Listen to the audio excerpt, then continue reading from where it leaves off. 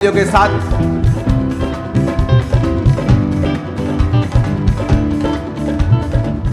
और उस विजन को देखो कि आप भी जिस तरह प्रभु यीशु मसीह का स्वागत हुआ था यरूशलेम में फसह के 6 दिन पहले,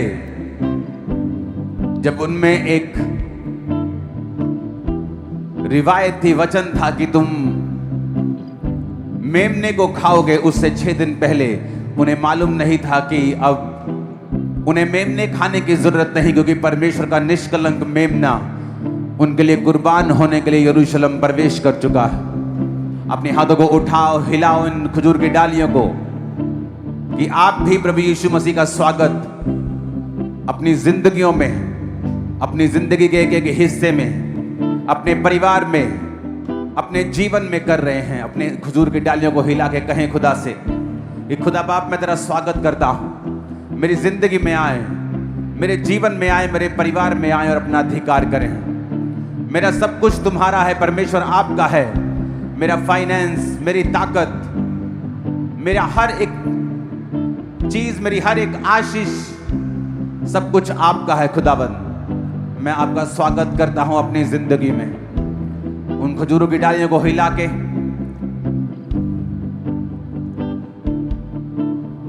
होसैना होसैना होसैना होसैना होसैना होसैना होसैना होसैना होसैना होसैना होसैना। अपने हाथों को हिलाओ। Thank you Jesus.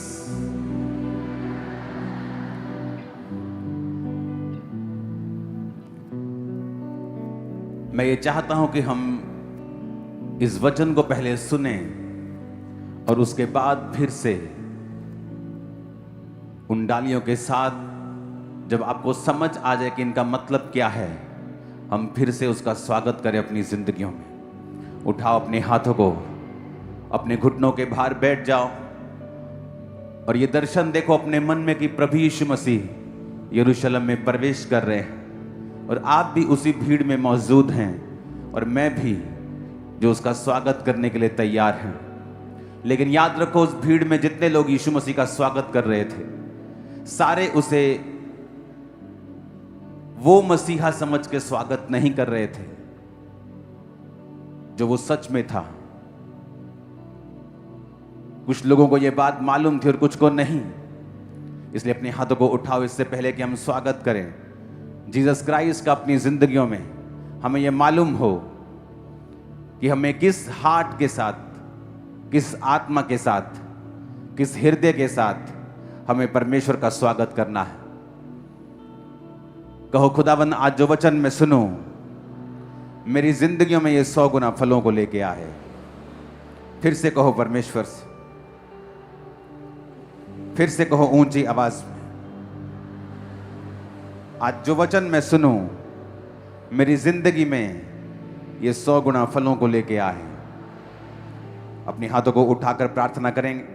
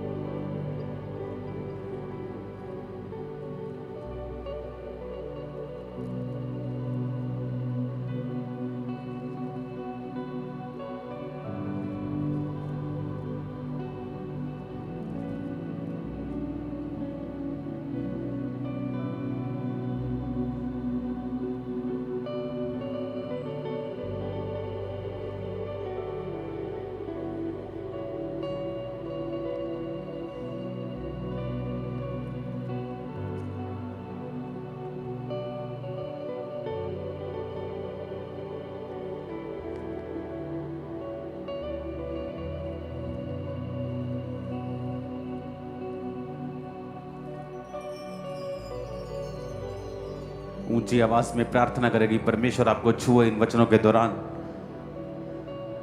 कि आपकी जिंदगियां सेम ना रहें इन वचनों को सुनने के बाद।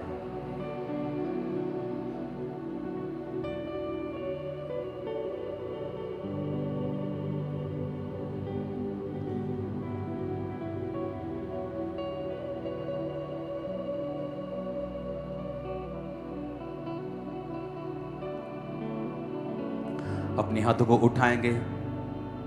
कर्नाटका बीदर जगह के लिए, जहां पे 13 मई और 14 मई को क्रूसेड होगा, और 14 मई सुबह को पास्टर सेमिनार होगा और 13 और 14 शाम को क्रूसेड होगा। आज इसकी अनाउंसमेंट इसलिए की जा रही है कि वहाँ पे सभी जो बड़ी चर्चिस और बड़ी डिनोमिनेशंस हैं वो चाहती हैं कि मैं ईस्टर से पहले इसका अनाउंस कर दूं, ताकि वो लोग अपनी चर्चिस में से अनाउंस कर दें। अपने हाथों को उठाएंगे उस क्रूसेड के लिए।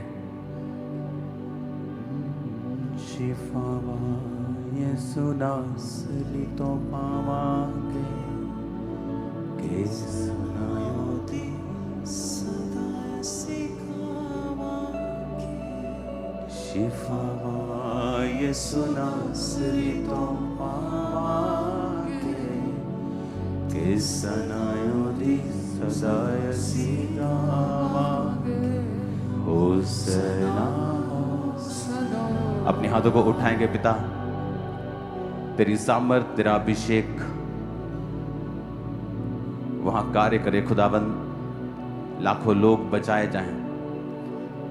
तू धर्म को नहीं, जीवन को बदलने के लिए ये सच्चाई वहां के कोने कोने में फैले खुदाबंद। बहुत से रोगी चंगे हों, बहुत से नशे के रोगी आजाद हों, बहुत से पापी वहां पर आजाद हों अपने पापों से, और तेरे लहू से वो छुटकारा पाएं। तेरी सामर्थ से लोग भरे और पवित्र आत्मा के अभिषेक से वहां से भर के जाएं। बहुत सी सेवकाइयां जो वहां पे आए खुदाबंद, उनकी सेवकाइयां सेम न रहे और सुपर नेचुरल ग्रोथ उनकी चर्चिस में हो खुदाबंद, जो पहले कभी ना थी। तेरा पवित्र आत्मा जुम्बिश करे और कार्य करे प्रभु यीशु मसीह के सामर्थी नाम में हम मांगते हैं। मैं ये चाहता हूं कि आप इस क्रूसेड के लिए लगातार प्रार्थना करते रहें, क्योंकि आज ये अनाउंस हो चुका है। क्रूसेड्स करना इजी नहीं है। चर्च के ऊपर बहुत सा फाइनेंशियल भार भी होता है, लेकिन परमेश्वर की ग्रेस से ये हो रहे हैं। आज जिस विषय में मैं आपसे बात करने वाला हूं, अपने पड़ोसी को बोलो, अपने दिल से, अपनी आत्मा से इसे सुनना।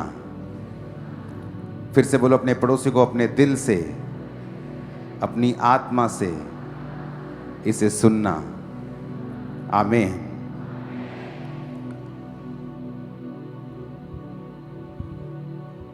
इस वचन को जब आप सुन रहे हैं,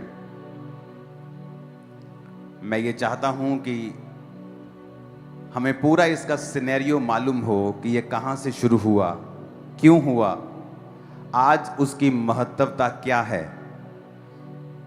क्या ये एक सिंपल रीति रिवाज है जो मुझे करना है क्योंकि आज से कुछ साल पहले ऐसा हुआ था, या मुझे ये क्यों करना है। आज इसका मतलब क्या है जो आप अपने हाथों में खजूरों की डालियों को लेके आए हैं। लूका 19 उसकी 28 से लेके 44 आयत तक हम पढ़ेंगे।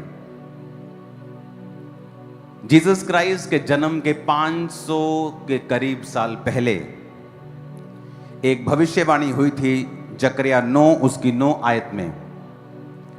वो भविष्यवाणी थी, उसको हम स्क्रीन के ऊपर पढ़ेंगे। हे सिय्योन, बहुत ही मगन हो, हे यरूशलेम, जय जयकार कर, क्योंकि तेरा राजा तेरे पास आएगा। वह धर्मी और उद्धार पाया हुआ है, वह दीन है, और वह गधे पर वरन गधी के बच्चे पर चढ़ा हुआ आएगा। ये एक प्रोफेसी थी परमेश्वर के लिए। यीशु मसीह के जन्म के 500 साल पहले एक भविष्यवाणी हुई थी। और कहा गया था कि तेरा राजा तेरे पास जब आएगा वो गधे के बच्चे के ऊपर चढ़ा हुआ आएगा। हे सिय्योन बहुत ही मगन हो। आपको मैं इसकी हिस्ट्री बता देता हूं कि परमेश्वर ने जब अपनी कौम को चुना था, परमेश्वर ये चाहता था कि मेरी कौम मेरे वचनों के अनुसार चले, और ये जो हुक्म मैं उसे देता हूं ये उसको माने, और मैं अपनी कौम का राजा हूंगा और मैं अपनी कौम का अगुवा हूंगा। उसने मूसा को अपनी कौम को लीड करने के लिए ठहराया और कहा ये सारे देश, कनानी देश, कनान के देश मैं तुम्हें दूंगा और यहां दूध और शहद की नदियां बहती हैं। तो परमेश्वर ने मूसा को भेजा जिसने मिस्र में जाके इजराइलियों को बड़े बड़े चमत्कार करके छुड़ाया। फिर उसके बाद वो लोग चलते गए और मूसा की परीक्षा करते रहे और परमेश्वर की परीक्षा करते रहे, व्यभिचार करते रहे, बहुत चीजें करते रहे, और फिर वो मरते रहे और अंत में जाकर वो उन देशों में पहुंचे।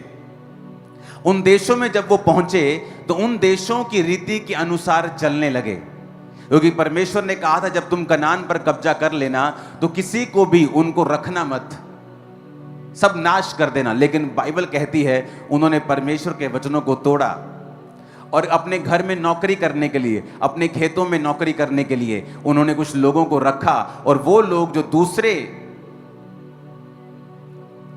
धर्मों को मानते थे वो बीच में रहे, और इजराइल के लोग भी जब मूसा की पीढ़ी के सब लोग मर मिटे तो वो भी उन लोगों को पूजने लगे जिनको वो पूजते थे, और परमेश्वर ने उनको शत्रुओं के अधीन कर दिया। जब वो शत्रुओं के अधीन होते थे तब न्यायी लोग उठते थे। सैमसन एक न्यायी था, गिदोन एक न्यायी था। तो इस तरह के न्यायी लोग उठते थे और उनकी अगुवाई करते थे। जब न्यायी मर जाता था इजरायली फिर पाप करने लगते थे, व्यभिचार करने लगते थे, अलग अलग तरह की पूजा करने लगते थे, और परमेश्वर फिर नाराज होता था और उनको शत्रुओं के वश में कर देता था। फिर उन्होंने परमेश्वर से राजा मांगा और परमेश्वर उससे भी नाराज हुए, और प्रभु ने फिर उनको राजा दिया, शाऊल, और फिर उसके बाद दाऊद, जो परमेश्वर की मर्जी के अनुसार चला। लेकिन परमेश्वर उनसे नाराज था क्योंकि परमेश्वर खुद उनका राजा था। इसलिए परमेश्वर ने शमूएल से कहा, उन्होंने राजा मांगकर मुझे तुच्छ समझा है, मुझे निकम्मा समझा है, इसलिए तू उनको राजा दे दे, क्योंकि वो अन्य जातियों के अनुसार चलना चाहते हैं। पर उनको ये बता दे कि वो राजा उनके बच्चों से क्या क्या करवाएगा, वो उनकी जमीनों का टैक्स लेगा, वो सब कुछ उनके साथ करेगा। वो कहते हमें मंजूर है। और तब राजाओं का युग शुरू हुआ। तब पहला राजा शाऊल हुआ, उसके बाद दाऊद हुआ, उसके बाद सुलेमान, उसके बाद राजा लोग बदलते गए। और वचन कहता है राजा लोग परमेश्वर के वचनों की खिलाफत करने लगे और परमेश्वर के वचनों के खिलाफ चलने लगे, तो परमेश्वर ने फिर उनके शत्रुओं को भेजा और वो उन पे कब्जा करने लगे। और फिर राजा जब तौबा करता था, परमेश्वर फिर से उनको ताकत देता था, फिर से वो शत्रुओं से छुड़ाए जाते थे और छुटकारा पाते थे। और ये चलता रहा। वो परमेश्वर के खिलाफ चलते रहे, परमेश्वर उनको माफ करता रहा, कुछ तौबा करते रहे, परमेश्वर फिर उनको रिस्टोर करता रहा। लेकिन एक दिन जब परमेश्वर की अति हो गई, जिस तरह नूह के टाइम पे परमेश्वर ने कहा था अति हो गई, अब मैं सबको नाश कर दूंगा, उस समय अति हुई और परमेश्वर ने लास्ट राजा को, अगर आप बाइबल की हिस्ट्री पढ़ेंगे यीशु मसीह के जन्म के 600 साल पहले से, तो उन राजाओं को परमेश्वर ने शत्रुओं के हाथ में कर दिया और फिर वो बेबीलोन में उनको लेके गए, फिर दूसरी बार लेके गए। और बाइबल कहती है उसके बाद परमेश्वर के भवन को नष्ट कर दिया गया, क्योंकि इजरायली पापी निकले। मैं ये हिस्ट्री क्यों बता रहा हूं, आपको अब समझ आएगा कि क्या पाम संडे के पीछे की क्या स्टोरी है। तो वचन ये कहता है कि जब वो वहां पे पहुंचे बेबीलोन में, तो भविष्यवाणी थी कि बेबीलोन से फिर वो वापस आएंगे, क्योंकि परमेश्वर अपने लोगों की सुधि लेगा जब वो प्रार्थनाएं करेंगे। अपने पड़ोसी को बोलो, जब वो प्रार्थना करेंगे। ऊंची आवाज में बोलो, फिर से कहो अपने पड़ोसी को, जब वो प्रार्थना करेंगे तो परमेश्वर फिर से उनको वापस भेजेगा। और वचन कहता है परमेश्वर ने अपने नबियों को वापस भेजा बेबीलोन से, और उन्होंने परमेश्वर के भवन को जो नष्ट कर दिया गया था दोबारा बनाया। वचन ये भी कहता है कि उसके बाद नेहेम्याह, परमेश्वर ने नेहेम्याह को फिर से भेजा और उसने भवन के आसपास की यरूशलेम की सब दीवार को बनाया। कितने इस बात को समझ गए हैं? आपको पूरी बाइबल में समझा रहा हूं, जस्ट आपको ताकि समझ आए कि हुआ क्या था। हालेलुया। अब उस घटना के बाद साइरस ने जब यरूशलेम में ज्यूज को भेजा, यीशु मसीह के 300 साल पहले अलेक्जेंडर ने फिर वहां पे राज्य किया। यीशु मसीह के 200 साल के करीब वहां पे सीरियन लोगों ने राज्य किया। यीशु मसीह के 167 साल पहले वहां पे सब कुछ बैन कर दिया गया। यीशु मसीह को मानना, यहोवा को मानना बैन कर दिया गया। यीशु मसीह के जन्म के 165 साल पहले यहूदी लड़े और अपनी इंडिपेंडेंस को वापस लिया। अब यहां से शुरू होती है स्टोरी। यीशु मसीह के 150 साल, 160 साल पहले यहूदी लोग वापस लड़े और उन्होंने अपनी इंडिपेंडेंस को वापस ले लिया। और वहां से हनुक्का फेस्टिवल जो यहूदी लोग मनाते हैं, उसकी शुरुआत हुई थी। अब जब 100 साल बीत गए और वहां पे यहूदी लोग राज्य कर रहे थे, तो दो भाई थे वहां पर, और जो वो दो भाई थे वो यहूदी थे, और उनके बीच में लड़ाई हुई कि अब यहूदियों का राजा जो था वो कौन बनेगा। और दोनों भाई यहूदी यहोवा को मानने वाले आपस में लड़ने लगे। और जब वो आपस में लड़ने लगे तो जो रोमन जनरल था, पोम्पी द ग्रेट उसका नाम था, उसने उनकी लड़ाई के बारे में सुना। हालेलुया। और दोनों भाइयों ने मिस्टेक ये की कि यहोवा को मानते हुए एक अन्य जाति रोमन जनरल को कहा। दोनों भाइयों ने अपनी अपनी जगह से चिट्ठी भेजी कि हम दोनों आपस में लड़ रहे हैं, मैं राजा बनना चाहता हूं, ये राजा बनना चाहता है, तुम मेरी ओर से लड़। और एक अन्य जाति राजे को अपने घर की सारी सिचुएशन बता दी। जब अन्य जाति राजे को सारी सिचुएशन मालूम हुई कि ये दो यहूदी जिन्होंने यहूदा को अभी इंडिपेंडेंस लिए इजराइल को 100 साल हो गए थे, अब ये यहां पे लड़ाई शुरू हो चुकी, सिविल वॉर टाइप गृह युद्ध शुरू हो चुका है कि अब राजा कौन बनेगा। और उसने डिसाइड किया कि वो आएगा और कब्जा करेगा। और यीशु मसीह के जन्म के 6 दशक पहले उसने वहां पे कब्जा कर लिया। और वहां पर उस लड़ाई का फायदा उठा के कि एक भाई कह रहा है मेरी ओर से लड़, दूसरा कह रहा है मेरी ओर से लड़, और उसने दोनों के ऊपर कब्जा किया। और वहां से रोमन शासन की शुरुआत हुई, जिस शासन में प्रभु यीशु मसीह ने जन्म लिया। अब ध्यान से समझना, जब यहां पर आपको 60-70 साल हो चुके हैं रोमन शासन के अधीन, तब लोगों ने वचन को निकाला और वचन में लिखा था, देख सिय्योन मगन हो, क्योंकि जय जयकार कर, क्योंकि तेरा राजा तेरे पास आएगा। उनको मालूम था कि यह प्रोफेसी जो है अभी पूरी नहीं हुई है, क्योंकि कोई भी राजा गधी के बच्चे के ऊपर बैठकर हमारे पास नहीं आया है। उन्हें यह मालूम था कि अब हमसे गलती हो गई है कि हमने अपने दुश्मन को इनवाइट किया है, हमने एक अन्य जाति को, स्वर्गदूतों का न्याय करेंगे, हम वचन कहता है, हम विश्वासी लोग स्वर्गदूतों का न्याय करेंगे। और इसलिए वचन कहता है, क्या तुम अपने झगड़ों का न्याय नहीं कर सकते हो? तुम अन्य जातियों को इनवाइट करते हो कि तुम्हारे झगड़ों का न्याय करें? क्या तुम्हें शर्म नहीं आती है? और वचन कहता है, लोगों को मालूम था ये प्रोफेसी के बारे में, क्योंकि ये यीशु मसीह के जन्म के 500 साल पहले लिखी गई थी। यानी जब ये हो रहा था रोमी शासन, ये उसके 450 साल पहले की बात है कि उसने कहा था, सिय्योन बहुत ही मगन हो, हे यरूशलेम जय जयकार कर, क्योंकि तेरा राजा तेरे पास आएगा, वो धर्मी उद्धार पाया हुआ, वो दीन है, वो गधे वरन गधी के बच्चे पर चढ़ा हुआ आएगा। उनको एक आस थी, क्योंकि वो 100 साल की इंडिपेंडेंस जो उन्होंने ली थी, वो 100 साल जो उन्होंने आजादी में जिए थे, अब उनकी गलती की वजह से, उनके पाप की वजह से फिर से रोमी उन पर शासन कर रहे थे, मनमानियां कर रहे थे, मनमाने टैक्स ले रहे थे, मनमानी चीजें उनके साथ कर रहे थे, धार्मिक आजादी वहां पे खत्म हो चुकी थी। तो उनको वो प्रोफेसी याद थी कि प्रोफेसी है कि परमेश्वर अपने राजाओं, अपने राजे को भेजेगा। और इसीलिए जब प्रभु यीशु मसीह, लूका को पढ़ेंगे अब 28 आयत से, लूका 19 28 कहता है, ये कहकर वे यरूशलेम की ओर उनके आगे आगे चला। थोड़ा जल्दी जल्दी आगे आगे करना प्लीज टीम। जब वह जैतून नामक पहाड़ पर बैतफगे और बेतनिया के पास पहुंचा तो उसने अपने चेलों में से 2 को ये कह के भेजा, ऊंची आवाज में कहो हालेलुया। कहता सामने के गांव में जाओ, उसमें पहुंचते ही एक गधी का बच्चा जिस पर कभी कोई नहीं चढ़ा बंधा हुआ तुम्हें मिलेगा, उसे खोल कर ले आओ। जे कोई तेनू तानू पूछे वो क्यों खोल दे इनू तुही, तो उनसे कहना कि ये परमेश्वर प्रभु यीशु मसीह को चाहिए। जो भेजे गए थे उन्होंने जाकर जैसा उनसे कहा गया था वैसा ही पाया। जब वो गधे के बच्चे को खोल रहे थे तो उसके मालिकों ने कहा, क्यों खोलते हो इसे? चेलों ने कहा, प्रभु को इसका प्रयोजन है। वे उसको यीशु के पास ले आए और वे अपने कपड़े उस बच्चे पर डालकर यीशु मसीह को उस पर बिठा दिया। वह जा रहा था तो वे अपने कपड़े मार्ग में बिछाते जाते थे।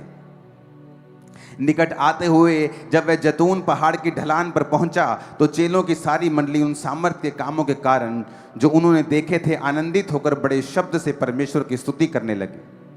धन्य है वो राजा जो प्रभु के नाम से आता है, स्वर्ग में शांति और आकाश मंडल में महिमा हो। तब भीड़ में से कुछ फरीसी कहने लगे, हे गुरु अपने चेलों को डांट। उसने कहा, मैं तुमसे कहता हूं यदि वो चुप रहे तो पत्थर चिल्ला उठेंगे। जब वह निकट आया तो उस नगर को देखकर उस पर रोया और कहा, क्या ही भला होता तू ही इसी दिन कुशल की बातें जानता, परंतु अब वो तेरी बातों आंखों से छिप गई हैं।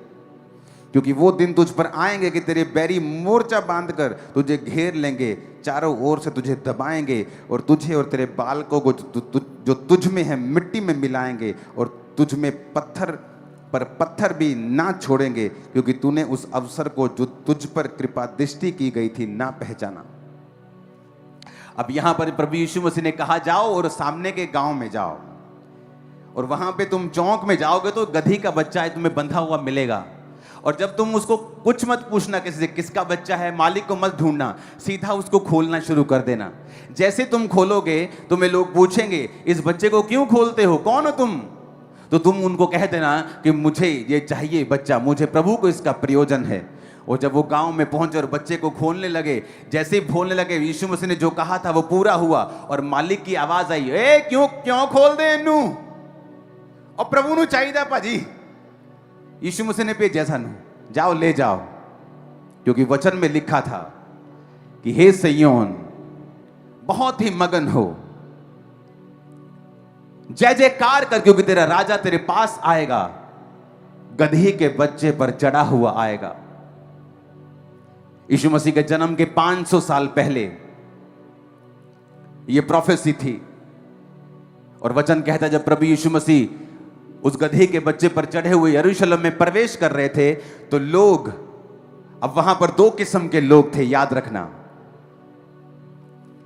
एक वो किस्म थी जो अब तक पुराने नियम में ही जी रहे थे, जिनको यह लगता था कि अब हम फिर से आजादी को पाएंगे, अब फिर से पॉलिटिकल रिवाइवल होगा, अब फिर से हमारा राजा आया है जो हमें आजाद कर देगा, जो फिर से हमारी इंडिपेंडेंस को, हमारी आजादी को हम तक लेके आएगा और हम फिर से राज्य करेंगे। प्रभु यीशु मसीह हमारा राजा होगा। और इसलिए यीशु मसीह के चेलों की माँ उनके पास आके बोलती थी, प्रभु प्रभु हम जानते हैं कि तू राजा है, इसलिए जब तू अपने राज्य में जाए तो मेरे एक बेटे को दाहिने और एक को बाहिने बिठा देना। प्रभु एक को फाइनेंस मिनिस्टर बना देना और एक को होम मिनिस्टर बना देना, और कोई चेला बड़ी कुर्सी पे ना बैठने पाए, मेरा एक बेटा फाइनेंस मिनिस्टर हो, वित्त मंत्री हो और दूसरा गृह मंत्री।